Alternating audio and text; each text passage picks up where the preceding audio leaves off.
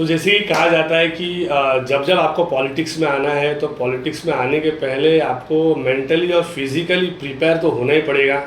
और बहुत ही मतलब ऐसी चीज़ है पॉलिटिक्स की, आपको कभी कभी अपना घर बार छोड़ना पड़ता है, कभी कभी आपको आपका फैमिली छोड़ना पड़ता है, कभी कभी ऐसा होता है कि जब आपके पास में टाइम है तो वो टाइम जो है वो टोटली डेडिकेटेडली वो पॉलिटिशियंस को देना पड़ता है, जनता को देना पड़ता है। तो ऐसे ही हमारे बीच में एक शख्स आज आ चुके हैं, वो हैं हमारे स्थानीय जो माजी नगर सेवक हैं अनिल भोसले जी, सभापति होके गए और एक जो किंग मेकर का टैग इनको मिला हुआ है वो हमारे बीच में यहाँ पे आ चुके हैं। तो कैसे अनिल भोसले जी आप? नमस्कार। नमस्कार। सबसे पहले आपके जो चैनल है उसको मैं सबसे पहले तहे दिल से मैं धन्यवाद देता हूँ। आप क्रिकेट के इसमें से सबसे ज़्यादा आपका चैनल काम करता है, ठीक है। पहली बार राजकीय इंटरव्यू लेने के लिए मेरे ख्याल से पहला इंटरव्यू है आपका, तो आप इंटरव्यू ले रहे हैं। बोलिए क्या सवाल है आपके, क्या पूछना चाहते हैं? तो जैसे कि अभी बहुत टाइम पे मैंने पहले भी मतलब बहुत सारे इंटरव्यूज़ लिए, लेकिन मैंने वो क्रिकेटर्स के इंटरव्यूज़ लिए। लेकिन आज जो पहला जो इंटरव्यू जो मैं ले रहा हूँ कि एक पॉलिटिशियन, वो भी इतने साफ दिल के पॉलिटिशियन है कि कभी भी किसी के लिए भी आप चले जाते हैं, कुछ भी हो, छोटी से छोटी प्रॉब्लम में आप चले जाते हैं। कभी कभी आपको ऐसा नहीं लगता है कि नहीं नहीं मेरा फैमिली है, मेरा भी घर बार है, मुझे सब कुछ छोड़ छाड़ के मेरे को मेरी फैमिली को टाइम देना चाहिए।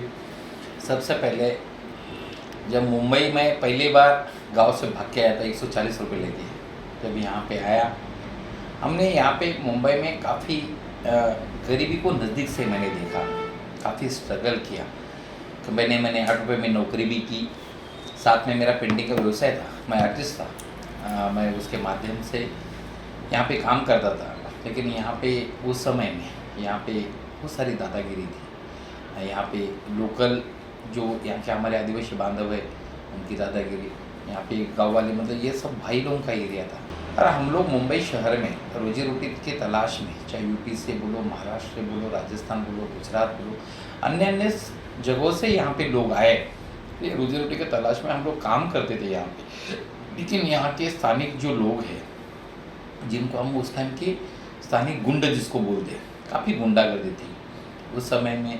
हम लोगों ने एक मंडल के माध्यम से हमने काम चालू किया और उस समय से आज तक सतत, मतलब यहाँ पे जिसका कोई नहीं है, हम सब एक दूसरे के भाई है और एक दूसरे के साथी है, ना जात पे ना पात पे, हम सब मिलके एक अड़चन पे, एक गुंडागर्दी के विरोध में हमने उस समय में, आज से 1990 की बात करता हूँ मैं 88 में मुंबई में आया, 89 से लेके 90 से लेके आज तक हम लोगों ने यहाँ पे जनता मित्र मंडल स्थापन किया। उस मंडल के माध्यम से जो काम चालू किया है तो आज तक रुकी नहीं है।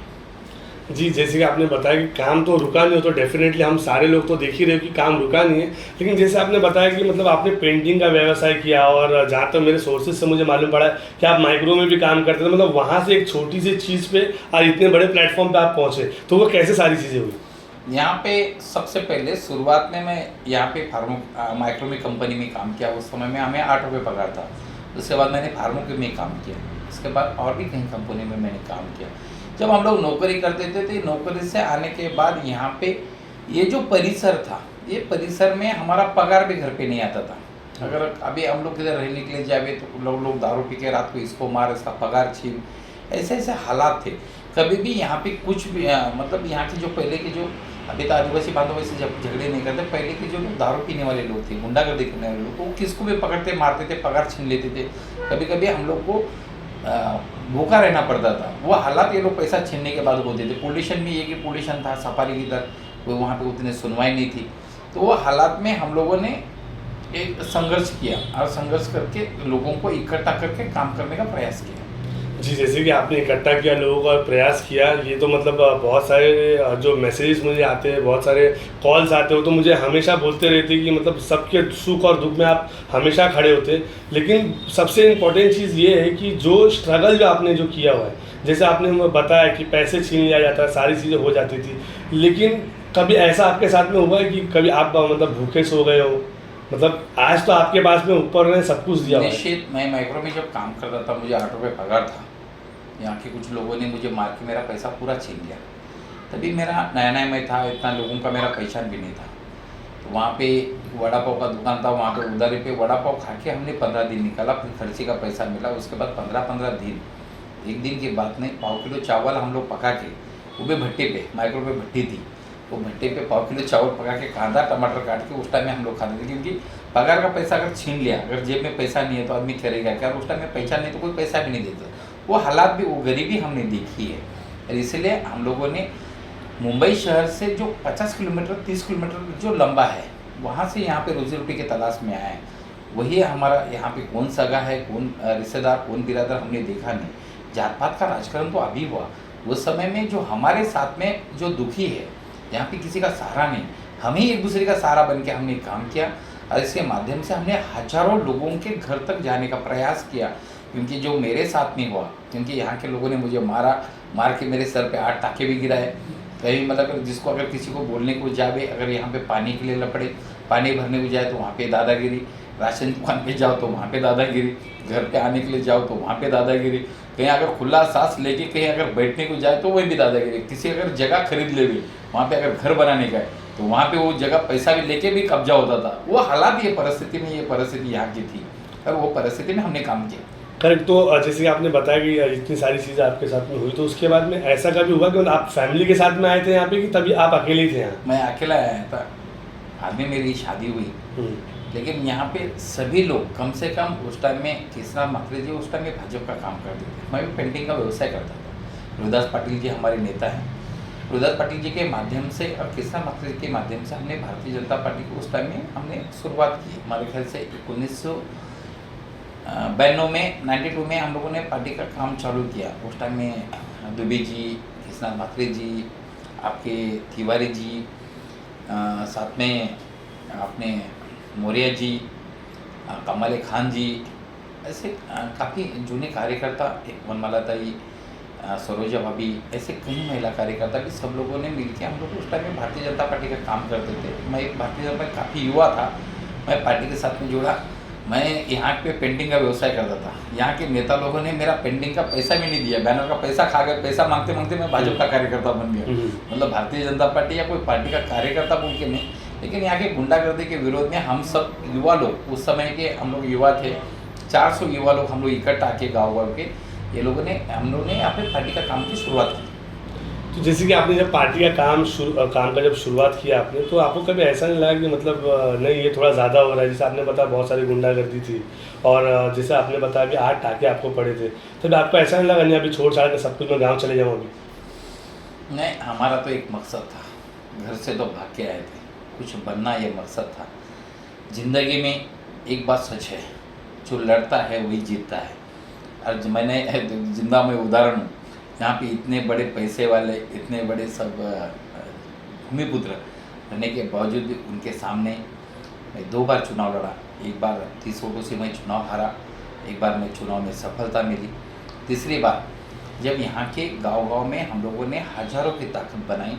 काशी मेरा जो परिसर रहा, राजकीय मानसिकता एक ऐसी थी कि ये जो परिसर है हाईवे के ये साइड में, ये आदिवासी भाग में नेता लोग भी जितना चाहिए उतना हमें ना फंड देते थे, ना ये देते थे। जब जनता नगर की बात आई, जनता नगर में भी हम लोगों ने ऐसे मोर्चे, आंदोलन करके, संघर्ष करके जनता नगर बसा। जनता नगर रास्ता रुंदिंग में तोड़ता था, कोई यहाँ के लोग, यहाँ के उस टाइम के पॉलिटिकल लीडर हॉस्पिटल की जगह वो खा गए, रेशन दुकान की जगह खा गए, मतलब ऐसे कोई सरकारी जगह थी वहाँ पे कोई भी ऐसा लोगों की सुविधा के लिए जो जगह रखी थी वो भी बेच बाच के खा गए, परिसर के लिए कुछ भी नहीं रखा।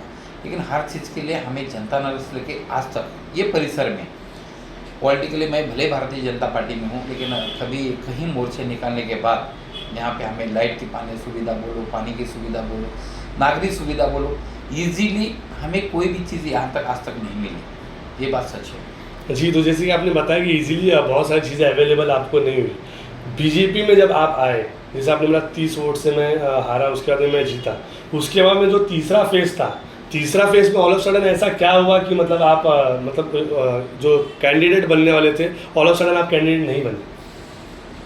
मेरा जो स्वभाव रहा, जिन लोगों ने हमें साथ दिया उनका ईमानदारी से काम करना ये हमारा धर्म बनता है। क्योंकि बचपन से लेके आज तक यहाँ के हजारों लोगों ने, हम लोग कोई यूपी से है, कोई बिहार से है, कोई बंगाल से है, कोई मद्रास से है, कोई गुजरात से है, कोई राजस्थान से है, कोई उड़ीसा से है, कोई महाराष्ट्र के अन्य अन्य जिलों में से है। भले हम लोग यहाँ पे अन्य अन्य राज्यों से, यहाँ पे अन्य अन्य जिलों से यहाँ पे आए, लेकिन काशी मेरा परिसर एक, हम लोगों ने एक ऐसी एकता बनाई थी, ना जात पे ना पात पे, हम सब इकट्ठा रहेंगे विकास के मुद्दे पे। हमारा विकास, हमारे परिवार का विकास, हमारे लोगों का विकास, ये मुद्दे पे हम लोग काम करते थे। क्योंकि यहाँ के बड़े बड़े नेता जब पब्लिक जमा करने की बात आती थी तो हजारों लोग, हम लोग सब साथ में लेके काम करते थे, और वो लोग पैसा दे के भी आदमी जमा नहीं कर पाते थे। हम लोग ईजिली 10-10 हज़ार, मेरे कहीं आंदोलन है, 2012 का मोर्चा है, 2013 का मोर्चा है, 2014 का मोर्चा है, 2017 का मोर्चा है, कहीं आंदोलन मेरे है जिसमें 10-10 हज़ार लोग पैदल यहाँ से गए हुए हैं। हजारों की जो ताकत थी, इतनी ताकत जुड़ गई, तो कहीं नेता लोगों को, जो हमसे बड़े नेता है, उनके दिमाग में एक डर पैदा हो गया होगा कि हो सके ये कल ये एमएलए का टिकट ना मांगे, इसलिए वो क्योंकि जातिवाद के नाम पे मेरा बेटा में टिकट काटा गया, इसका काफ़ी लोगों को दुख भी हुआ। जी, तो जैसे कि आपने बताया जातिवाद के नाम पे टिकट काटा गया, लेकिन मैंने बहुत सारी चीज़ें ऐसी देखी हुई है कि उत्तर भारतीयों में जो आपकी जो फैन फॉलोइंग है, जो आपको लोग जो दिल से मानते हैं, उनके बारे में आप क्या बोलेंगे? एक बात निश्चित है, जब बुरा वक्त था, मैं मराठी था, ये मराठा भी है, मेरे जात के लोग किधर किधर है मैंने कभी ढूंढने का प्रयास नहीं किया। आज से 1990 से लेके आज तक जो हमारे साथ में हैं, जो हम लोग साथ में परिवार बन के इतना इकट्ठा मिल के काम किए, वही मेरा परिवार समझ के हमने काम किया। इसलिए जातिवाद का कभी हमारे में मतभेद ही नहीं आया, कभी सवाल ही नहीं है कि ये यूपी का है, ये बिहार का है, या महाराष्ट्र का, कभी हमने देखा ही नहीं। हम सब साथ मिलकर ये परिसर के लिए लड़े, ये परिसर के विकास के लिए लड़े, हमारे सबकी ग्रोथ बढ़ाने के लिए, आने वाले यूथ जनरेशन के लिए लड़े।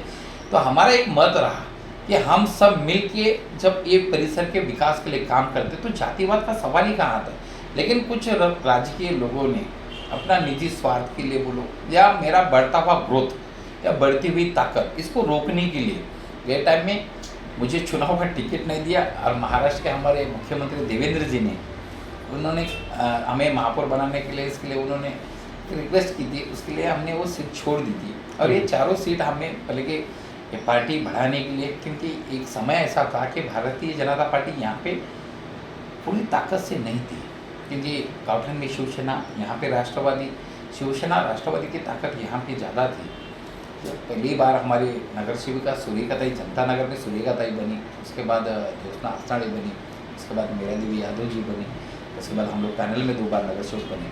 तो लेकिन जैसा जैसा बढ़ते गए वैसा लोगों का काम करते गए। मेरे लाइफ में यहाँ पे पहले पोस्टमार्टम का जगह नहीं था, ऊपर कॉर्नर में पोस्टमार्टम होता था। कम से कम हमारे लाइफ में 4000 से ज़्यादा तो हम लोगों ने बॉडी लाई होगी, क्योंकि किसी का मैयत होता तो वहाँ पे रात भर वहीं रहने का, वड़ा पाव वहीं खाने का, और वहाँ पे जब तक बॉडी घर पे पोस्टमार्टम करके नहीं लेके आते थे तब तक हमने, इसलिए परिवार बन के मेहनत किया। यहाँ पे जातिवाद पे मेहनत नहीं किया, इसलिए सभी लोगों का, चाहे आदिवासी हो, चाहे उत्तर भारतीय हो, चाहे अन्य समाज के लोग हो, सब लोग में एक अपनापन है। यहाँ पे यूज एंड थ्रो, ऐसा राजकारण हमने नहीं किया, एक पारिवारिक राजकारण किया, समाज सेवा का राजकारण किया। इसलिए लोगों से और आपस में हमारे आज भी कोऑर्डिनेशन है। आज भी कोई भी कार्यक्रम होते हैं, हजारों लोग आज हमारे साथ में आते हैं या कार्यक्रम में इन्वॉल्व होते हैं, इसलिए अपनापन है। करेक्ट है। और जैसे कि आपने बताया कि अभी देवेंद्र फडणवीस जी से आपकी बात हुई थी, महापौर बनाने के लिए आपको बोले थे, तो आपकी 1-to-1 बात हुई थी या फिर कहीं व्हाट्सएप पे चैट हुआ था, क्या हुआ था? नहीं, फ़ोन के द्वारा उन्होंने हमारे संगठन मंत्री और हमारे आज के कार्यकारी अध्यक्ष रविंद्र चौहान जी यहाँ पे प्रभारी थे, उन्होंने रिक्वेस्ट की थी कि हमें मीरा भाईंदर में महापौर हमारा बनाना है, सत्ता हमारी बनानी है। इसके लिए आप बोला कि पार्टी आपके बारे में सोचेगी, आप पार्टी के लिए काम करो। इसके लिए उन्होंने आदेश दिया, उसका आदेश का पालन किया। और शिवसेना भी मुझे टिकट देने के लिए तैयार थी, बाकी कोऑपरेट भी करने के लिए तैयार थे, लेकिन हमने पार्टी नहीं छोड़ते हुए, हमारे पार्टी जहाँ पे इतनी मेहनत से पार्टी यहाँ पे ये परिसर में बढ़ी है, हमारे पार्टी के नगर चुन के आए, इसके लिए तन मन धन से पूरा सहयोग किया और चारों नगरों को जिताने के लिए काम किया, जिसमें हम महापौर आज हमारी पार्टी का, हमारे परिसर का बना। जी, तो महापौर जैसे पार्टी का बना, परिसर का बना, आप क्यों नहीं बने? क्योंकि जाति का समीकरण था, SC ST OBC, और मैं जनरल में पढ़ता हूँ। जनरल में एक ही सीट थी, वो जातिवाद के नाम पे ऊपर के नेता लोगों ने, जैसा कि हमारे ऊपर की जो कोर कमेटी है, उन्होंने मेरा देव को सीट दी हो, इसके लिए मेरा टिकट मैंने छोड़ना पड़ा और हम लोगों ने पैनल के लिए काम किया। तो कैसा था जब एक इंसान ऑलरेडी एक नगर सेवक है, स्टैंडिंग नगर सेवक है वो, और उसके बाद में ऑल ऑफ सडन उसका जो पोस्ट है वो चले जाए, तो कैसा फील होता था जी? भारतीय जनता पार्टी में का इतिहास रहा है, जिन जिन नेताओं ने काम किया, ये व्यक्ति की पार्टी नहीं, कार्यकर्ताओं की पार्टी है। उसमें अटल आडवाणी जी की भी बात करते हैं। आडवाणी जी ने जीवन भर संघर्ष किया, मुरली मनोहर जोशी ने संघर्ष किया। कहीं ऐसे हमारे नेता हैं जिन्होंने जीवन भर पार्टी के लिए संघर्ष किया, उनको कुछ नहीं मिला, उसके बावजूद भी वो पार्टी के लिए काम किए। आज भी महाराष्ट्र में हमारे देवेंद्र जी मुख्यमंत्री थे, उन्होंने उप मुख्यमंत्री बन के काम किया। पार्टी में चढ़ाव उतार आता है, लेकिन समय के साथ में सबको लेके चलना, इकट्ठा बना के चलना, वो सबसे बड़ी बात है। घर तोड़ने के लिए कम टाइम लगता है, जोड़ने के लिए काफ़ी समय लगता है। जो स्वार्थ के लिए आदमी, अगर स्वार्थ है, अगर अपना ही स्वार्थ है, तो आदमी छोड़ छाड़ के चला जाता है, भाग जाता है। पार्टी में हमने अगर उस टाइम में अगर नियत में अगर खोट होती तो मैन पावर भी थी, ताकत भी थी, अन्य अगर कोई पार्टी से टिकट भी मिल रहा था, टिकट लेके नगर शौक बन सकता था। नगर शौक बनना बड़ी बात नहीं है, वो पद को निभाना बड़ी बात है। और हमारे परिसर नॉन डेवलपमेंट रहने के कारण यहाँ पे काफ़ी लोग हमारे इधर की, जैसे कि मालवीपाड़ा है, डाचकोपाड़ा है, काजूपाड़ा है, जो गरीब लोग यहाँ पे पैसा डाल के जो घर लिए थे, झोपड़ा उन लोगों को उद्ध्वस्त करके, लोगों का मनसूबा यह था कि ये उत्तर भारतीय यहाँ से भाग जाए, रहे नहीं। उसके लिए भी जो लोग हमारे साथ में थे, इसलिए संघर्ष करके पार्टी के माध्यम से, देवेंद्र जी के माध्यम से ये परिसर बसाने का, जैसा जनता नगर बसाने के लिए हमने मेहनत की, वैसा ये परिसर भी काजूपाड़ा से लेके मालवीपाड़ा तक परिसर के लिए काफ़ी संघर्ष हम लोगों ने किया। आज यहाँ पे परिसर में जो भी लोग नेतागिरी कर रहे हैं, इसके ऊपर मैं टीका टिप्पणी नहीं करना चाहता हूँ। उन्होंने भी यहाँ पे लक्ष्य विधि के माध्यम से ये लोगों को बांग्लादेशी बोल के वापस बर्बाद करने का प्रयास किया था। 2012 में बर्बाद हुए, उसके बाद भी और बर्बाद करने का, लेकिन सबका साथ सबका विकास मोदी जी का नारा है। हम सब मिलकर, सभी समाज के लोग मिलकर लड़े और उसको हमें सफलता मिली। आज पूरा परिसर जहाँ पे लाइट नहीं थी, पानी नहीं था, या अन्य कोई नागरिक सुविधा नहीं थी, लोग रहेंगे क्या नहीं रहेंगे वो हालात में थे। आज 2012 की परिस्थिति देखो और आज की परिस्थिति देखो, आज पूरा गांव बसा है, लोग खुशी से है। इसलिए लोगों में आपस में, मुझ में और लोगों में एक राजकीय कोऑर्डिनेशन नहीं, एक अपनापन का कोऑर्डिनेशन है, एक परिवार का सदस्य बन के कोऑर्डिनेशन है। जी, परिवार का सदस्य बन के कोऑर्डिनेशन तो वो तो है डेफिनेटली, लेकिन काफ़ी बार ऐसा हो जाता है कि मतलब आपको बहुत सारे चैलेंज आते हैं, जैसे कार्यकर्ताओं का हैंडल करना, क्योंकि बहुत सारे आपके पुराने कार्यकर्ता हैं जिनको भी आज ऐसा है कि उनको भी नगर सेवक बनना है और उनको वो अपॉर्चुनिटी नहीं मिलती है। वो सारी चीज़ें कैसे हैंडल करते हैं, क्योंकि मेंटली बहुत ही ज़्यादा स्ट्रेस होता है वो हैंडल करने के लिए भी। क्या होता है, मतलब परिवार है, हर परिवार को सदस्य को लगता है मुझे बराबर का हिस्सा मिले। करेक्ट।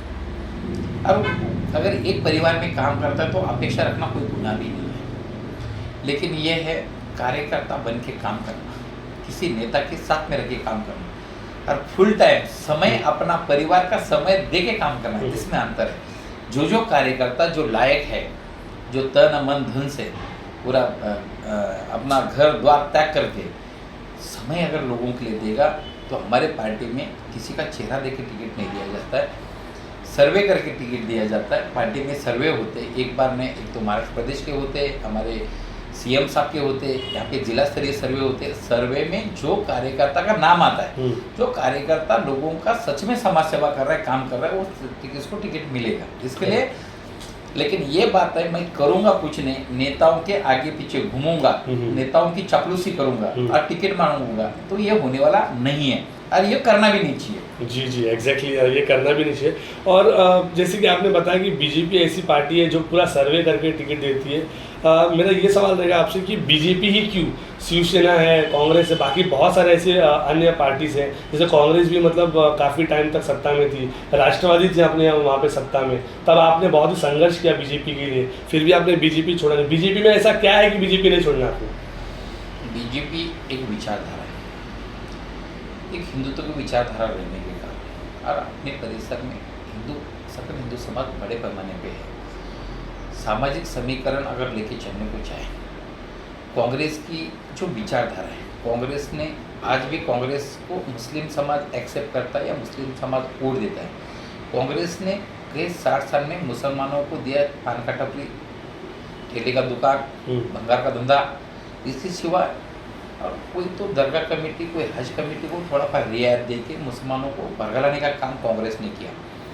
कांग्रेस के हमारी विचारधारा इसलिए नहीं पड़ती। अगर कांग्रेस ने मुस्लिम समाज को या उनको एजुकेशन में अगर रियायत दिया होता, मुस्लिम समाज के बच्चों को पढ़ाने में अगर मदद की होती तो उनके बच्चे डॉक्टर, इंजीनियर या बड़े पोस्ट पे काम करते। इनका वोट बैंक है ना, वोट बैंक बचा के रखने के लिए मुस्लिम समाज को कांग्रेस ने कभी भी आगे नहीं बढ़ाया। लेकिन इसलिए असली अगर जातिवादी की राजनीति करती है तो कांग्रेस करते, इसलिए कांग्रेस का हमारी विचारधारा नहीं बढ़ती। करेक्ट है। कांग्रेस की विचारधारा और बीजेपी की विचारधारा मतलब ऐसा है कि ज़मीन और एक आसमान, ऐसी विचारधारा है। लेकिन अभी हाल ही में जो हमारे जो एमएलए जो अभी चुन के है और बहुत ही बड़े मार्जिन से चुन के है, जो नरेंद्र मेहता जी, इनसे आपका रिलेशन कैसा है? क्योंकि आपको टिकट मिली नहीं, उसके बाद में फिर कैसा होगा? मतलब कुछ खटास थी या अभी भी मतलब सब कुछ ओके है या फिर बहुत अच्छा है? नरेंद्र मेहता जी एक अच्छे कार्यकर्ता है, एक अच्छे नेता भी है। लेकिन क्या होता है, कभी कभी हम लोग राजकारण जब करते हैं, नरेंद्र मेहता जी का हमारा मतभेद, वैचारिक मतभेद है, इसमें कोई दो मत नहीं है। वैचारिक मतभेद ये है जो संगठन के लिए लोग काम करते हैं।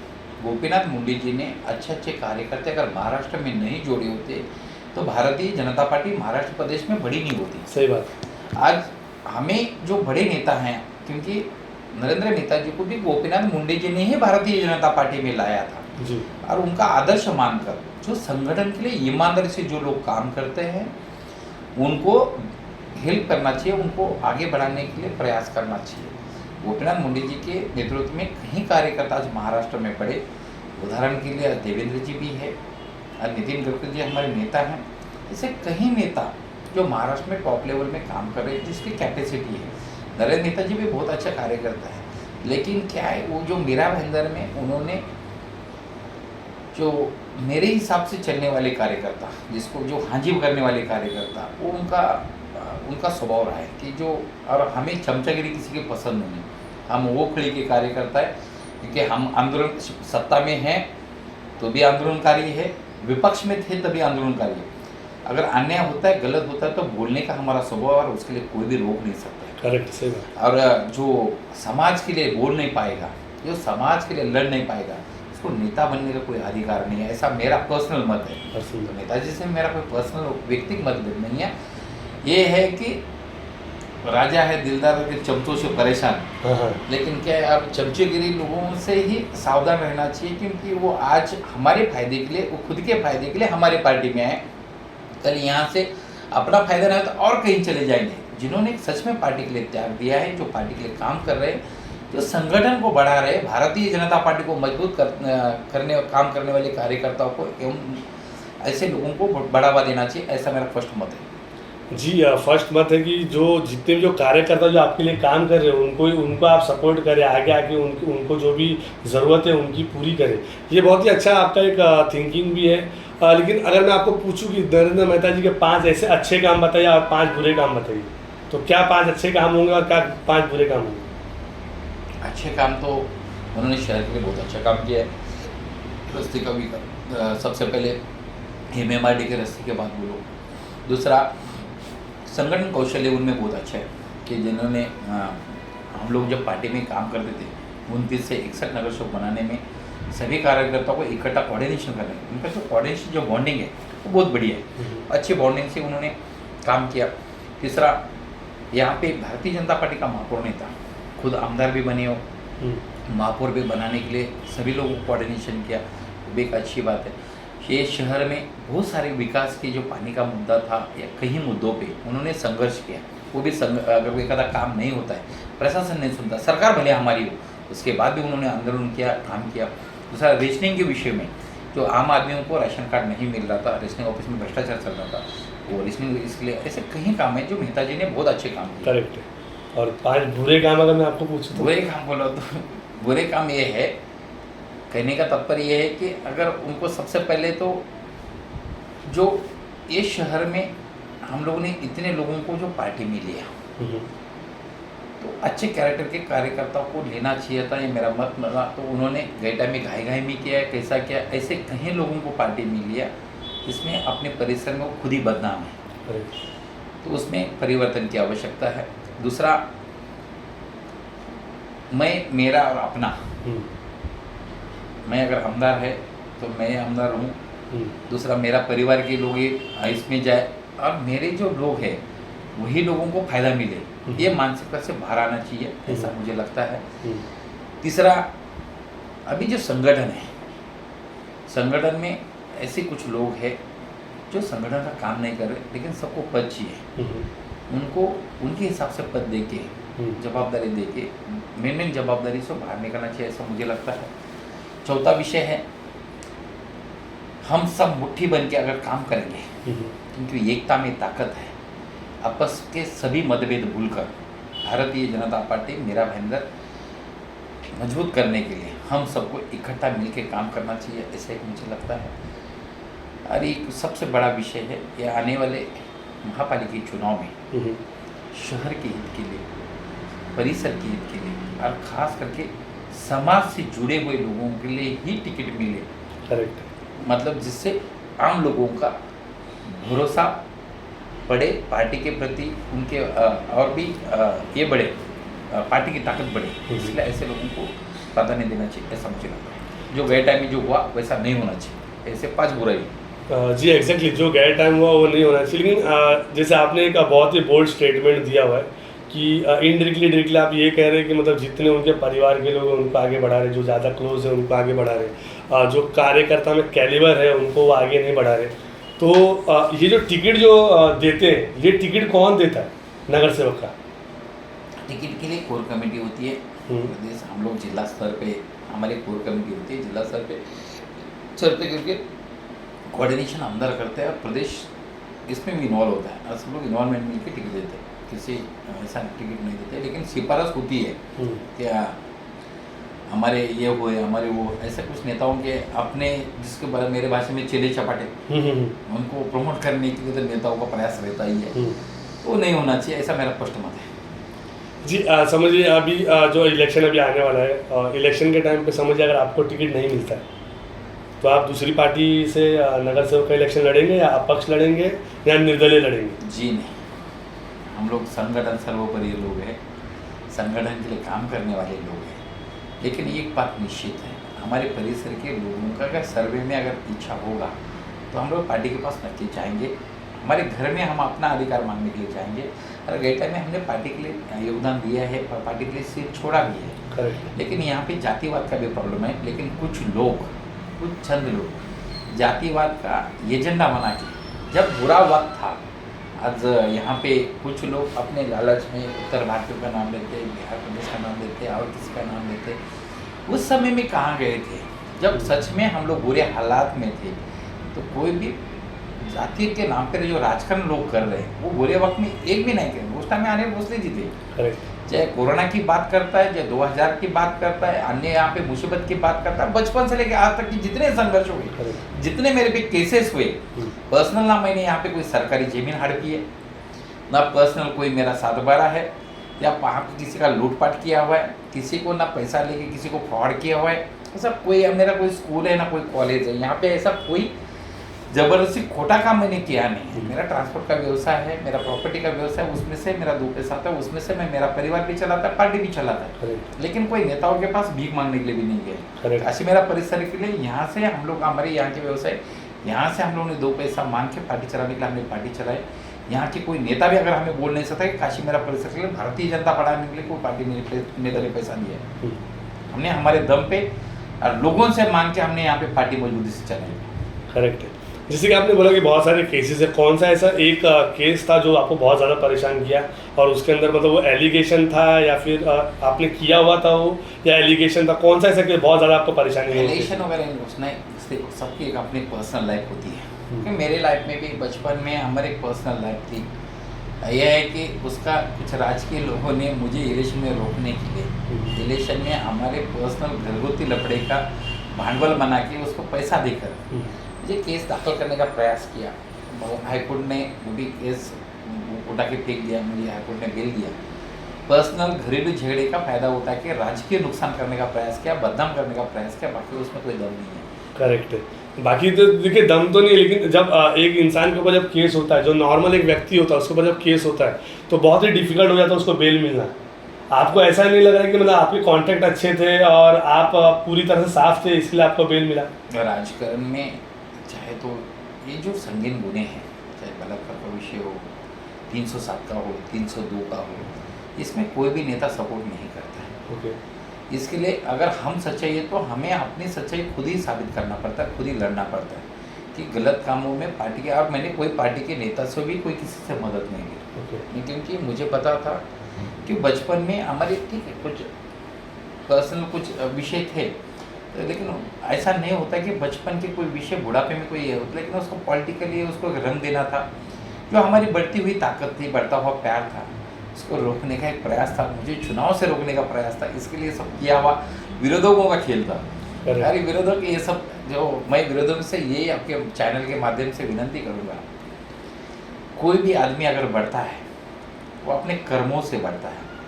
किसी को खोटा केसेस दाखिल करके, किसी को खोटाई करके, किसी को बदनाम करके कोई किसी को बदनाम नहीं होता है। चंद पलों के लिए, चंद समय के लिए हम किसी को परेशान करते हैं, लेकिन सच्चाई में दम है। एक बात और वो उसके लिए जिंदा उदाहरण मैं हूँ, क्योंकि 8 रुपये में नौकरी करने वाला व्यक्ति यहाँ पे 2 बार शहर का नगर सेवक बन सकता है। तो अच्छा अगर कर्म करेंगे तो आप भी बन सकते हैं, लेकिन कर्म अच्छे करने की आवश्यकता है, ऐसा मुझे लगता है। करेक्ट है। जैसे एक नगर सेवक का नगर सेवक बनना है तो कितना रुपया फंडिंग लगता है? आपके टाइम पे तो मैंने काफ़ी बार देखा हुआ है कि फंडिंग तो आप 1 रुपया लगाते नहीं और ऐसे नगर सेवक चुन के आ जाते हैं। तो इसके बारे में क्या बोलेंगे? बहुत सारे ऐसे भी पॉलिटिकल पार्टीज है जो काफ़ी पैसा लगाने के बाद भी उनको टिकट भी नहीं मिला और हार भी गए। मैं सुबह से शाम तक दिन भर में काम करता हूँ। आप लोग भी कहीं लोग आए होंगे, चाहे पोल्यूशन के विषय हो, हॉस्पिटल के विषय हो, अन्य कोई काम के लिए, इधर के कोई भी नागरिकों ने मुझे कोई पैसा नहीं दिया। इतने सारे आंदोलन किया, चाहे लाइट का विषय हो, अभी झोपड़पट्टी में कम से कम 10,000 लोगों को अपन कनेक्शन दिए होंगे, 5,500 में, कितने हज़ार में, बाकी लोगों ने, किसी ने 13,000 रुपये लिया, किसी ने 14,000 रुपये लिया। यहाँ पे 14 साल से हमारे परिसर में टैक्स बंद था, हमने टैक्स चालू किया। एक भी व्यक्ति, कोई भी, अगर मैं कल सभा लगाता हूँ, चाहे लाइट के विषय में, टैक्स के विषय में, पानी के विषय में, किसी से 1 रुपया नहीं। जब हमने मुफ्त काम किया लोगों का तो पैसा देने का सवाल ही नहीं आता है। जब हमने लिया नहीं तो हम देंगे नहीं। अगर आप देंगे, अगर आपको पैसा चाहिए तो मैं भी कहीं से कर्जा ला के लाऊंगा, ब्याज से पैसा लाऊंगा, तो लूटूंगा तो आपको ही ना। हमें ना लूटना है, ना हमें साफ सुथरा काम करना है। आज तक मैंने बचपन से लेकर आज तक, अब पैसा बांटने वाले लोग आते हैं, यहाँ पे पैसा बांटते हैं, हमारे लोगों का शौक पूरा करके जाते हैं, हार के चले जाते हैं। वो उनका शौक पूरा, लड़ने का शौक पूरा कर लेते, जीतने का शौक हम लोग पूरा करते हैं। क्योंकि हम काम करते हैं इसलिए जीतते हैं। और हमें जो वोट मिलते हैं ये मेहनत के वोट है। 5 साल हम लोगों ने 5 रुपये नहीं लेता है। अभी कहीं दलाल लोग, कहीं पार्टी के कार्यकर्ता लोग वसूली करते हैं, वसूली के माध्यम से घर चलाते हैं, लेकिन जनता वोटिंग के टाइम उसका हिसाब जरूर करती है। और मुझे लोगों ने जो प्यार दिया या प्यार मिल रहा है, ये ईमानदारी का, मेहनत का नतीजा है। करेक्ट है, ईमानदारी और मेहनत का नतीजा तो है। लेकिन मेरा सवाल ये होगा आपसे कि अगर समझिए एक नॉर्मल इंसान को अगर नगर सेवक का इलेक्शन लड़ना है, पॉलिटिकल पार्टीज ऐसे होते हैं कि जैसे 3 महीने 4 महीने पहले ऑफिस डाल दिया और उनको इलेक्शन लड़ना होता है और काफ़ी पैसा उनके पास में, तो एक इलेक्शन में मैक्सिमम आज आपके पूरे पॉलिटिकल करियर में आपने कितना पैसा खर्चा होते हुए देखा हुआ? एक बात निश्चित है, देखो पैसा लगता है कार्यक्रम में, होली का कार्यक्रम है, दिवाली का कार्यक्रम है, अपना महिलाओं का हल्दी कुंकू का कार्यक्रम है, ये कार्यक्रम लगता है तो उसमें साउंड सर्विस है, चेयर है, ये है, नाश्ता है, पानी है। अरे इलेक्शन में भी वैसा ही है। इलेक्शन में भी, इलेक्शन के जो खर्चे है ना, उतने ही खर्चे होते हैं। मेरा तो कोई, मैं तो 4 लाख में इलेक्शन जीता हुआ आदमी है। सही बात। क्योंकि अगर पैसे वाले ही नगर सेवक होते तो असीफ भाई नगर सेवक बन गए होते, दादा भाई नगर सेवक बन गए होते, अविनाश पाटिल जी नगर सेवक बन गए होते, केसरा माथुर जी नगर सेवक बन गए होते, वासु भाई नगर सेवक बन गए होते। अच्छे पैसे वाले, ये परिसर का इतिहास रहा है। पैसा डालने के बाद भी कोई नगर सेवक नहीं बनता है। अगर आप जनता में, ये परिसर इधर के लोग होशियार है, समझदार है, जो आदमी काम करेगा वही जीत के आएगा, काम नहीं करेगा। गए टाइम में भी मैंने 5 साल जो काम किया था, 1000 लोग को जोड़ा था, या अभी बाकी का हमारे चारों नगर सेवक को उसका भी बड़ा बेनिफिट मिला। अच्छे कर्म करेंगे तो जीतेंगे, नहीं करेंगे तो घर पे रहेंगे। करेक्ट है। तो जैसे आपको जो टैग दिया है, किंग मेकर का टैग दिया हुआ है आपको, और एक नगर सेवक है, तो ये किंग मेकर बनना पसंद करेंगे या नगर सेवक बनना पसंद करेंगे और नगर की सेवा करना पसंद करेंगे? जनता के ऊपर है, मैं जनता को पूछूंगा, क्योंकि मैं नगर सेवक ये टाइम में बना था, जनता के कहने पे बना था, क्योंकि ये टाइम में लड़ने के लिए कोई नहीं था, इसके लिए बोला लड़ो, बोला लड़ा। अभी ये टाइम में पार्टी ने बोला घर पे बैठो, बैठा। अगर ये टाइम में लोगों को लगा मैं जनता में जाऊंगा, क्योंकि मैं लोगों में जाता ही है, लोगों में काम करने का मेरा स्वभाव है, जहाँ जहाँ अड़चन है मैं तो जाता ही है। कल भी मैं मन में था, रात को परसों मालीवाड़ा में था, अन्य अन्य जगहों पे मैं जाता है, लोगों में जाऊंगा, लोगों के काम के माध्यम से पूछूंगा, लोगों को लगेगा कि हमें उसके वापस नगर सेवक बनना चाहिए, हमें एक बार आवश्यकता है तो लड़ेंगे, नहीं है तो संगठन का काम करेंगे। जी एग्जैक्टली, संगठन का भी काम करेंगे और जनता जैसी बोलेगी वैसा करेंगे। अभी जैसे बहुत सारे अभी जैसे क्रिकेट का चैनल है और बहुत सारे टाइम पे ऐसा होता है कि जब नगर सेवक बन जाते हैं बहुत सारे वादे होते हैं, वो वादे करने के अंदर बैकआउट कर जाते हैं और अपने पूरे परिसर में, अपने पूरे एरिया में एक भी क्रिकेट का एक अच्छा स्टैब्लिश ग्राउंड नहीं है। एक टर्फ था जो आपके घर के बाजू में बना हुआ था, वो भी टर्फ टूट गया। तो आपको ऐसा नहीं लगता कि यूथ को एक क्रिकेट का ग्राउंड देना चाहिए, एक टर्फ देना चाहिए कि यूथ आए वहाँ पे आगे खेले? देना चाहिए, इसमें कोई दो मत नहीं है। जब मैं नगर सेवक बना तो मेरे पास एक मैनिफेस्टो था और मैनिफेस्टो में जितने भी बातें कही थी उसके एक्स्ट्रा मैंने काम किया। अभी वापस हमारे 4 नगर सेवक पे अभी आने वाले चुनाव में मैनिफेस्टो में बच्चों के लिए खेलने का ग्राउंड होना चाहिए, इस विषय में हम निश्चित प्लानिंग करेंगे और भविष्य के लिए युवाओं के लिए भी जो आवश्यकता है, जो जो चीज़ों की है उसके लिए पूरा करने का निश्चित प्रयास करेंगे।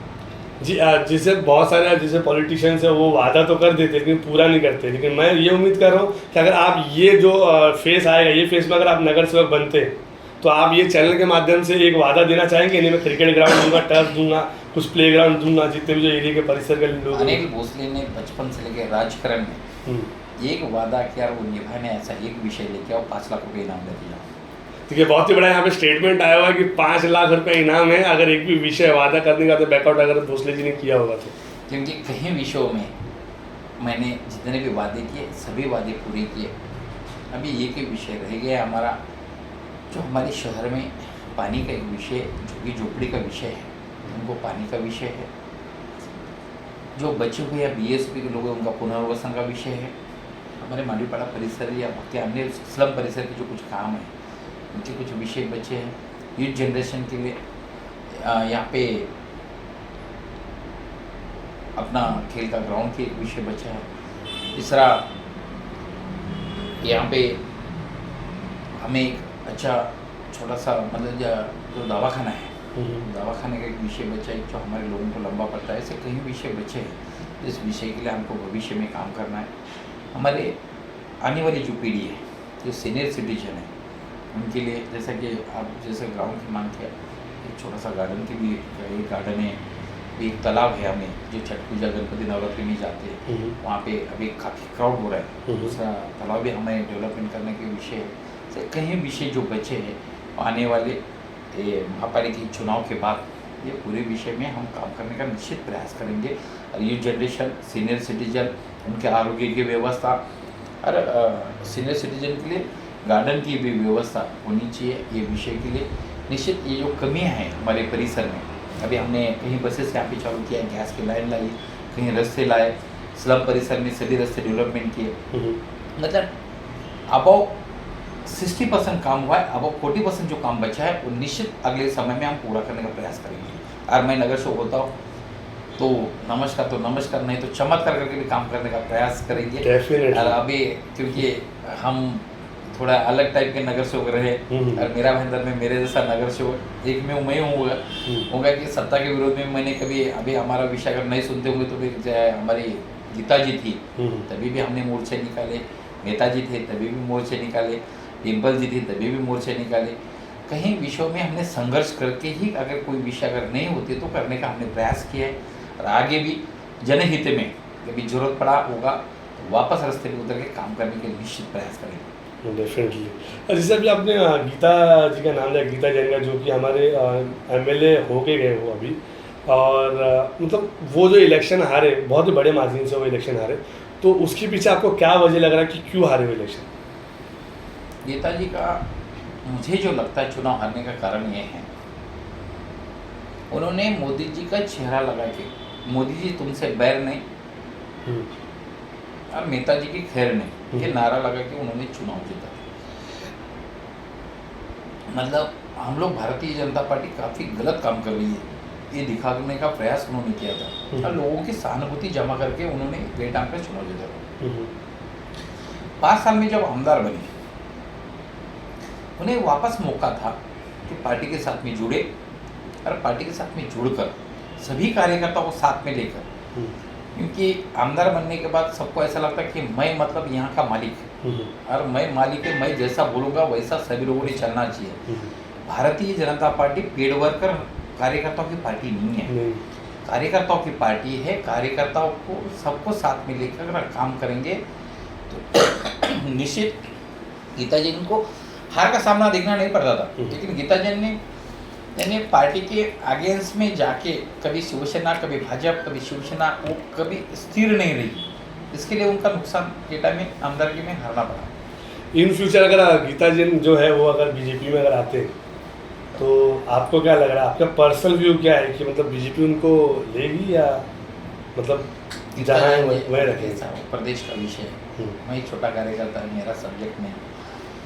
प्रदेश कोर कमेटी उसके बारे में डिस्कस कर सकती है, किसी को लेना है या किसी को नहीं लेना उसका निर्णय पार्टी करती है, वो तो मैं नहीं करता। अच्छा, जैसे कोई यूथ को अगर बीजेपी में ज्वाइन करना है तो वो कैसे ज्वाइन कर सकता है, आप तक कैसे पहुंच सकता है?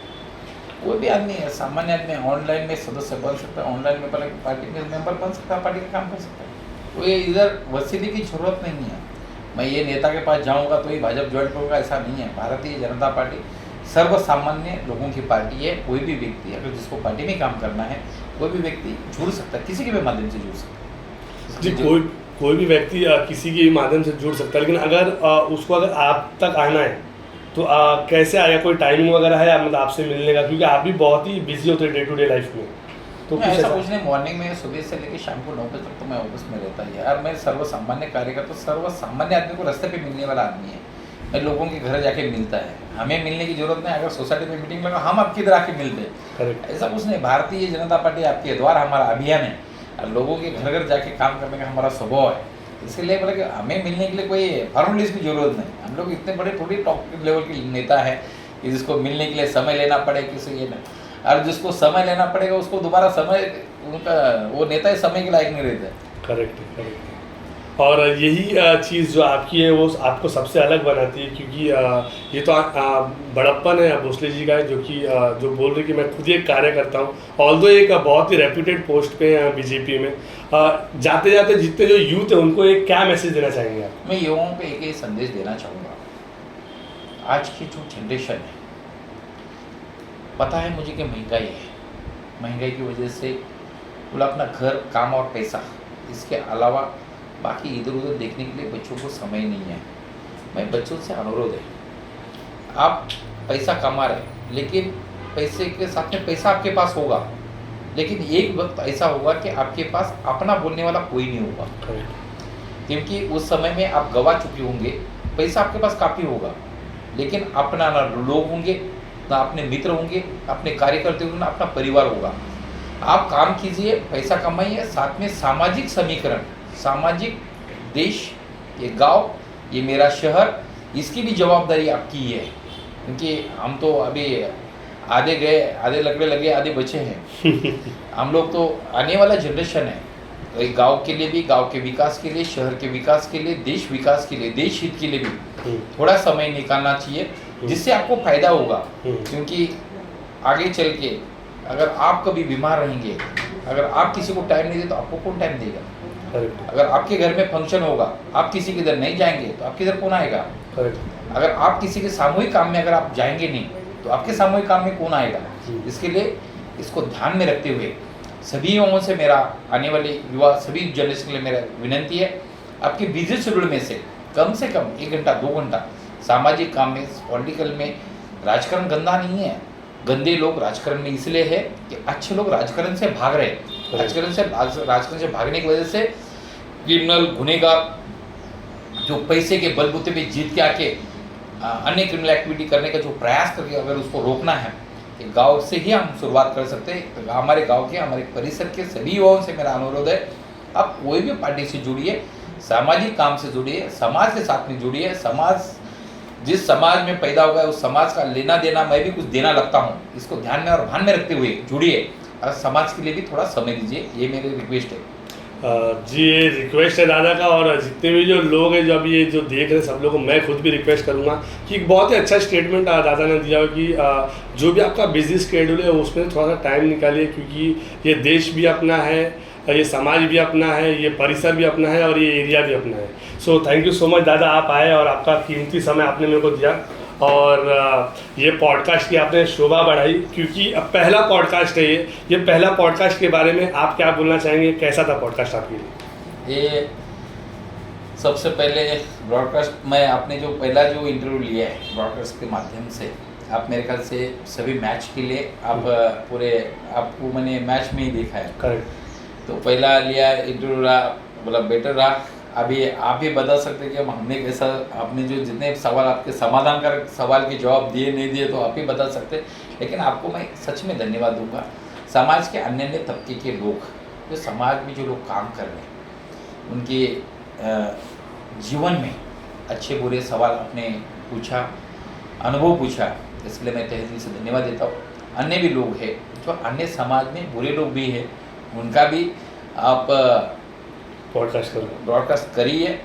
समाज में आपने यहाँ पे क्या थे क्या हुए आज के बारे में, जिन्होंने ज़्यादा भ्रष्टाचार किया है ऐसे लोगों का ब्रॉडकास्ट जल्दी कीजिए, क्योंकि करप्शन हमारे देश की एक बीमारी बनी है और उसको रोकने का भी हमारा ही जवाबदारी है।